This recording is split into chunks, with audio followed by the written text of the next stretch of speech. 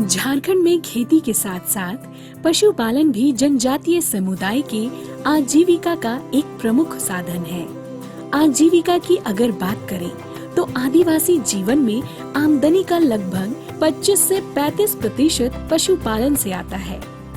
खासकर बकरी पालन, सूकर पालन तथा मुर्गी पालन को ATM एनी टाइम मनी कहा जाता है। परंतु यह साधन इतना महत्वपूर्ण होते हुए भी आदिवासी परिवारों के लिए आशानुरूप लाभप्रद नहीं है। इसका कारण है जानकारी का अभाव, टीकाकरण, कृमिनाशक जैसे छोटे परंतु प्रभावी सुविधा का अभाव आदि।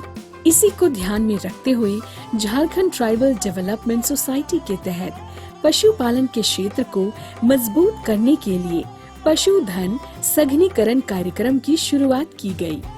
झारखंड ट्राइबल डेवलपमेंट सोसाइटी अनुसूचित जनजाति, अनुसूचित जाति, अल्पसंख्यक एवं पिछड़ा वर्ग कल्याण विभाग की संस्था है, जिसका उद्देश्य जनजाति परिवार, खासकर अति कमजोर जनजाति समूहों के जीवन में गुणात्मक सुधार लाना है।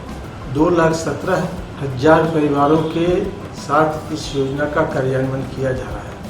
5J प्रिंसिपल पर आधारित है, जिसमें जल, जंगल, जमीन, जानवर, जन शामिल है। कार्यक्रम का 2 फोकल पॉइंट है, एक आजीविका और सशक्तिकरण। इसके तहत जो मुख्य कार्यक्रम चलाए जा रहे हैं उसमें पहला है फसल आच्छादन कार्यक्रम, जिससे 2 लाख जनजाति परिवार जुड़े हुए हैं। दूसरा है पशु सघनीकरण कार्यक्रम, जिससे 10,700 जनजाति परिवार जुड़े हुए हैं। सिंचाई सुविधा के विस्तार हेतु विभिन्न प्रकार के कार्यक्रम चलाए जा रहे हैं, जो 1,769 गाँवों में संचालित है। अति कमजोर जनजाति समूह के परिवारों के लिए गरीबी की जटिलताओं से निकालने हेतु THP कार्यक्रम चलाया जा रहा है, जो संथाल परगना के 4 जिलों में चल रहा है। इस कार्यक्रम के तहत शेड का निर्माण तथा पशु उपलब्ध कराए गए, साथ ही उनके आहार और स्वास्थ्य पर भी ध्यान हेतु समुचित व्यवस्था की गई। पशु सखी की संकल्पना इसी उद्देश्य से की गई कि सुदूर गांव में पशुपालकों को पशुपालन हेतु समुचित चिकित्सीय सुविधा, खान पान संबंधी परामर्श एवं तैयार होने पर समुचित बाजार की व्यवस्था की जा सके। जी, पहले तो मैं एक साधारण महिला समिति में जुड़ी हुई थी। बाद में मुझे पशु सखी के रूप में चयनित किए गए, रांची भेजे गए ट्रेनिंग के लिए 7 दिन के लिए। वहाँ से वापस आई गांव। पहले तो मैं सेड विजिट करने जाती हूँ, देखती हूँ कि बकरी कैसे हैं, अगर बीमार है तो उसका इलाज करते हैं और समय समय पर डिवार्मिंग वैक्सीन भी करते हैं। पशु आहार के लिए दाना चारा बनवाते हैं और अगर वो नहीं मिलता है तो मुनगा पत्ता खिलाते हैं। बाद में हम लोग क्या करते हैं, बिक्री खरीदने के समय भी हम सहयोग देते हैं। तराजू हम लोग को मिला है लोहा का, उसमें हम लोग नापते हैं बकरी सबको, उसमें अंदर घुसा के, और इतना किलो के भाव से बेचोगे तो इतना रुपया आपका होगा। गांव वालों को सर बहुत फायदा हुआ है। पहले तो हम लोग के गांव में बकरी पालन नहीं करते थे, भेड़ बैल वो सब रखते थे। अभी बकरी पाल के और पुराना घर भी बनवा रहे हैं अपने लिए, बकरी पाल कर। मेरे को GTDS की ओर से 4 बकरी मिला था, तो अभी 9 गो था तो 3 गो बेच दिया। बेचे हैं ना, बेच के वो बैल 2 खरीदे हैं हम। पशु सखी से हम लोग को बकरी सब बुखार उखार होता है ना, तो पशु सखी लोग आके हम लोग का बकरी सबको देखता है, हम लोग बुलाते हैं उन लोग को। पहले भी बकरी था हम लोग का, तो पहले हम लोग बाहर से डॉक्टर को बुलाते थे, तो लोग ज़्यादा पैसा भी लेता था। डाटा मैनेजमेंट हम लोग जैसे सेट में विजिट जाते हैं ना, तो उसी समय कितना कौन महीना में कितना मर रहा है कि कितना बढ़ रहा है, उसको हम लोग डाटा में एंट्री करते हैं। हम गांव-गांव घूमते हैं, बीमार पशुओं का इलाज करते हैं, तो वो लोग हमें थोड़ा बहुत पैसा देते हैं, हमारा आमदनी होता है। अभी पशु सखी के मानदेय का एक अंश JTDS एवं एक अंश पशुपालकों से मिलता है, परंतु भविष्य में पशु सखी आत्मनिर्भर हो जाएगी एवं अपने सेवा के बदले पशुपालक उनका मानदेय देंगे।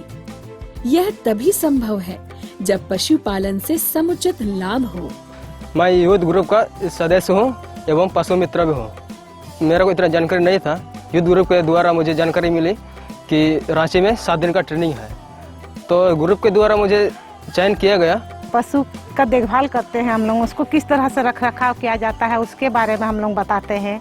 अब गांव वाले को ये फायदा हो रहा है कि पहले वो लोग रख रखाव के बारे में नहीं जानते थे, खान पान के बारे में नहीं जानते, जो मिलता थोड़ा बहुत उसको खिला देते थे। तो अब हम लोग दाना बनवाते हैं।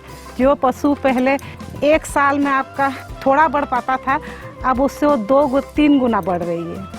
जैसे कि यहाँ पर बच्चा हुआ था एक मादा का, तो उनको मतलब 7 दिन में दांत काटना है, फिर 7 दिन में फिर आयरन शॉट देना है। जो मैं दांत भी काट लिए, फिर आयरन शॉट भी दिए।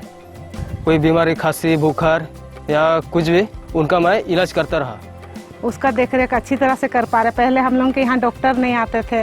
एक पशु अगर बीमार होता तो उसको एक पशु के लिए डॉक्टर को फ़ोन करते हैं तो हाँ आएंगे बोलते, लेकिन 2-3 दिन के बाद आते हैं, तो उससे काफ़ी पशु मर जाती थी। लाभुक आती है तो हम लोग तुरंत जाते हैं, देखते हैं और उसकी बीमारी के आधार पर हम लोग दवा देते हैं, जो कि हम लोग के गाँव में भी बहुत फ़ायदा हो रहा है और हम लोग ग्रुप में बहुत फ़ायदा हो रहे हैं। मेरा चयन ग्राम सभा की सर्वसम्मति से किया गया है। मेरा काम है साइट विजिट करना है, वैक्सीनेशन करना है, डिवर्मिंग करना है और मुर्गी बीमार होने पर उसका इलाज करना है। अजोला बनाने की विधि और खिलाने की विधि, पशु आहार बनाने की विधि भी बताया गया है और खिलाने का मात्रा भी बताया गया है। इससे हम लोग का मुर्गी का ग्रोथ विकास भी बढ़ रहा है और बीमार भी कम हो रहा है और मुर्गी का वजन भी बढ़ रहा है।